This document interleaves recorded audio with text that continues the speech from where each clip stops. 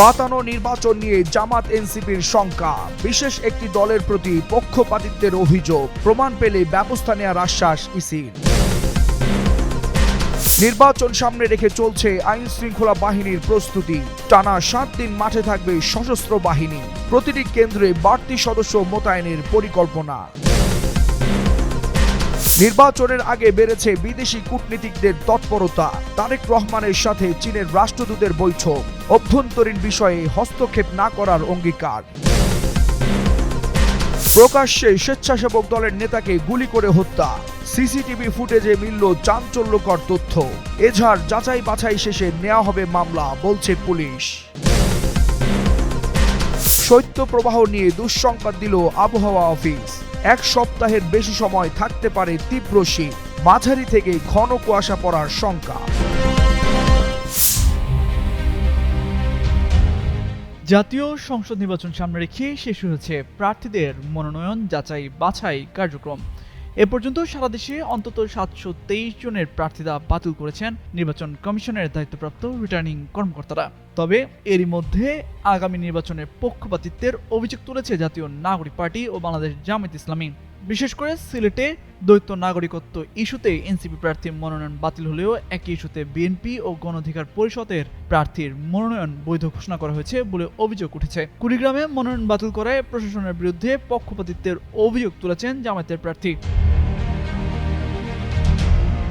যদিও মনোনয়ন যাচাই বাছাই স্থগিত কিংবা বাতিল করার ক্ষেত্রে আইনের কোনো ব্যত্যয় হচ্ছে না বলে দাবি রিটার্নিং কর্মকর্তাদের, বরং নির্বাচনের আগে প্রশাসনকে চাপে রাখতেই এমন অভিযোগ তোলা হচ্ছে বলেই মনে করেন তাদের কেউ কেউ। এমন তথ্য দিয়ে একটি প্রতিবেদন প্রকাশ করে ব্রিটিশ ভিত্তিক সংবাদ মাধ্যম বিবিসি বাংলা। সেখানে বলা হয়, প্রশাসনের কর্মকর্তাদের বিরুদ্ধে অনিয়মের অভিযোগ তুলেছে একাধিক রাজনৈতিক দল। আচরণবিধি লঙ্ঘন সহ নির্দিষ্ট রাজনৈতিক দলের প্রতি প্রশাসনের পক্ষপাতমূলক আচরণের প্রসঙ্গ সামনে আনছেন তারা। প্রশাসনের একতরফা আচরণের অন্তত 100টি উদাহরণ রয়েছে বলে দাবি করেন জাতীয় নাগরিক পার্টি বা এনসিপির মুখপাত্র আসিফ মাহমুদ সজীব ভুঁইয়া। বলেন, একজন স্বতন্ত্র প্রার্থীকে ঘাড় ধাক্কা দিয়ে বের করে দেওয়ার ঘটনাও ঘটেছে। একটি নির্দিষ্ট গোষ্ঠীর প্রতি প্রশাসন পক্ষপাতিত্বমূলক আচরণ করছে বলে দাবি তার। ইসলামী আন্দোলনের যুগ্ম মহাসচিব ও মুখপাত্র মাওলানা গাজী আতাউর রহমান বলেন, লেভেল প্লেইং ফিল্ড তুচ্ছ কারণে মনোনয়ন বাতিল ও প্রশাসনের একপক্ষীয় আচরণের বিষয়ে প্রধান নির্বাচন কমিশনারকে জানিয়েছেন তারা।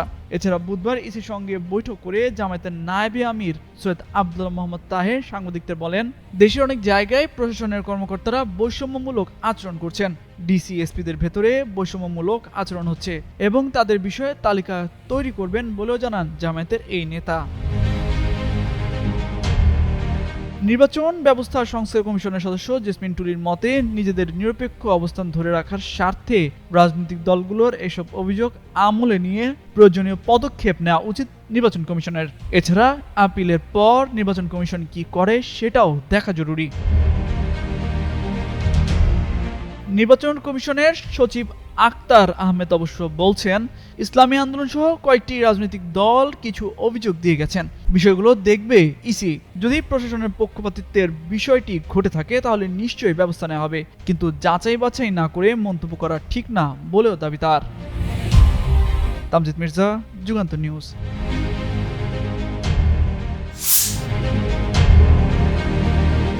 ত্রয়োদশ জাতীয় সংসদ নির্বাচন ও একই দিনে অনুষ্ঠিত গণভোটকে ঘিরে সারা দেশে কঠোর নিরাপত্তা ব্যবস্থা নেওয়া হয়েছে।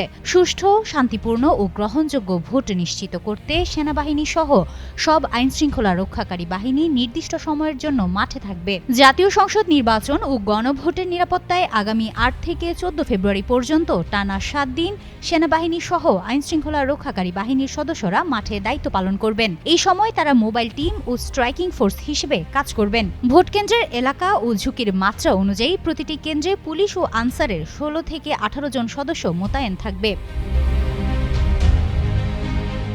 আগের নির্বাচনগুলোর মতো এবারও স্থানীয় প্রশাসনকে সহায়তা দিতে ইন-এইড টু সিভিল পাওয়ারের আওতায় সশস্ত্র বাহিনী মোতায়েনের সিদ্ধান্ত নেওয়া হয়েছে। মঙ্গলবার এ সংক্রান্ত পরিপত্র জারি করেছে স্বরাষ্ট্র মন্ত্রণালয়। বুধবার ওই পরিপত্র নির্বাচন কর্মকর্তাদের কাছে পাঠিয়েছে নির্বাচন কমিশন। 12 ফেব্রুয়ারি গণভোট ও ত্রয়োদশ জাতীয় সংসদ নির্বাচনে ভোট গ্রহণ অনুষ্ঠিত হবে। 8 ফেব্রুয়ারির আগ পর্যন্ত বর্তমানে যে অবস্থায় আইনশৃঙ্খলা বাহিনী মোতায়েন রয়েছে তা বহাল থাকবে। এরপর 8 থেকে 14 ফেব্রুয়ারি তারা সক্রিয়ভাবে মোবাইল ও স্ট্রাইকিং ফোর্স হিসেবে দায়িত্ব পালন করবে। মেট্রোপলিটন এলাকার বাইরে সাধারণ ভোট কেন্দ্রে 16 থেকে 17 জন এবং ঝুঁকিপূর্ণ কেন্দ্রে 17 থেকে 18 জন পুলিশ ও আনসার সদস্য মোতায়েন থাকবে। মেট্রোপলিটন এলাকায় সাধারণ কেন্দ্রে 16 জন এবং ঝুঁকিপূর্ণ কেন্দ্রে 17 জন সদস্য দায়িত্ব পালন করবেন। ইসি কর্মকর্তারা জানান, আরপিও সংশোধনীতে সশস্ত্র বাহিনীকে আইনশৃঙ্খলা রক্ষাকারী বাহিনী হিসেবে যুক্ত করা হলেও এবারের নির্বাচনে আগের মতোই ইন এইড টু সিভিল পাওয়ারের বিধান অনুযায়ী তাদের মোতায়েন করা হয়েছে। সুষ্ঠু নির্বাচন নিশ্চিত করতে সব বাহিনীর প্রতিনিধিদের নিয়ে সমন্বয় সেল গঠন করা হবে, যা অবৈধ অস্ত্র উদ্ধার, সন্ত্রাসী গ্রেপ্তার ও বিশেষ অভিযান পরিচালনা করবে। হিমাতুল জান্নাত, যুগান্তর নিউজ।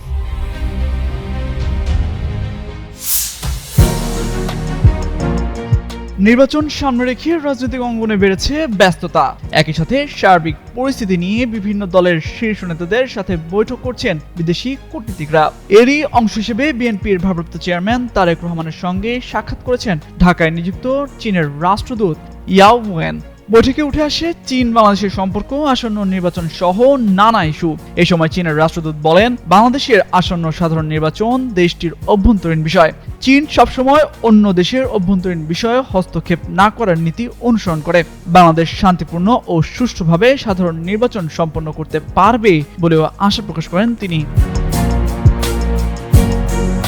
বুধবার বিকেলে রাজধানীর গুলশানে বিএনপি চেয়ারপারসনের কার্যালয়ে দলটির ভারপ্রাপ্ত চেয়ারম্যান তারেক রহমানের সঙ্গে চীনা রাষ্ট্রদূতের সাক্ষাৎকালে তিনি এসব কথা বলেন। পরে চীনা দূতাবাসের ফেসবুক পেজে প্রকাশিত এক বিবৃতিতে বৈঠকের বিষয়টি জানানো হয়। বৈঠকে উভয় পক্ষ চীন বাংলাদেশের দ্বিপক্ষীয় সম্পর্ক, দল থেকে দল সহযোগিতা এবং সাম্প্রতিক রাজনৈতিক প্রেক্ষাপট সহ বিভিন্ন গুরুত্বপূর্ণ বিষয়ে মত বিনিময় করেন।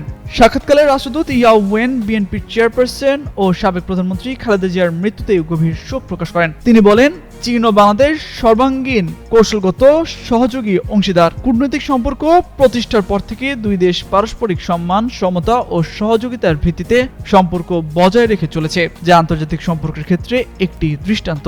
রাষ্ট্রদূত আরও উল্লেখ করেন, চীনের কমিউনিস্ট পার্টি ও বিএনপির মধ্যে দীর্ঘদিন ধরে বন্ধুত্বপূর্ণ সম্পর্ক বিদ্যমান। ভবিষ্যতেও বিএনপির সঙ্গে বিনিময় ও সহযোগিতা জোরদার করতে চীন প্রস্তুত এবং চীন বাংলাদেশ বন্ধুত্বকে নতুন উচ্চতায় নিয়ে যেতে আগ্রহী বলে জানান তিনি। এ সময় তারেক রহমান বলেন, দুই দেশের জনগণের কল্যাণে বিএনপি চীন ও বাংলাদেশের মধ্যে বন্ধুত্ব ও সহযোগিতা আরও জোরদারে প্রতিশ্রুতিবদ্ধ।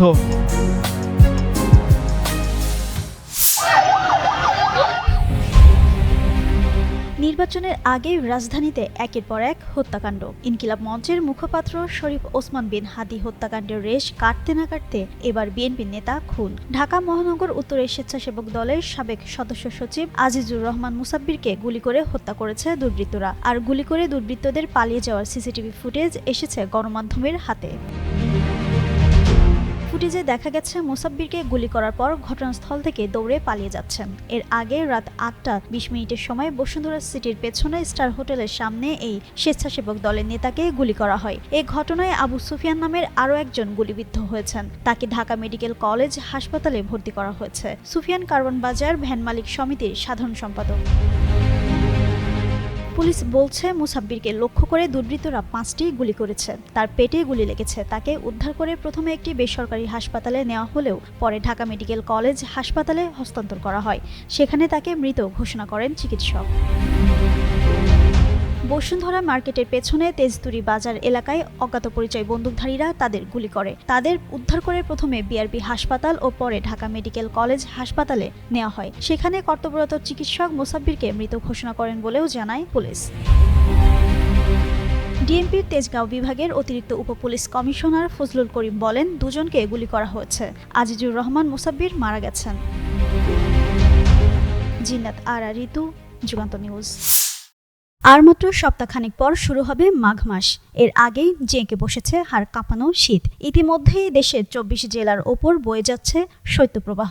আবহাওয়া অধিদপ্তরের তথ্য মতে রংপুর ও রাজশাহী বিভাগের সব জেলায় বৃহস্পতিবার শৈত্যপ্রবাহ বয়ে যাচ্ছে। এর পাশাপাশি 8 জেলা অর্থাৎ গোপালগঞ্জ, মৌলভীবাজার, কুমিল্লা, ফেনী, খুলনা, যশোর, চুয়াডাঙ্গা ও কুষ্টিয়াতেও বইছে শৈত্যপ্রবাহ।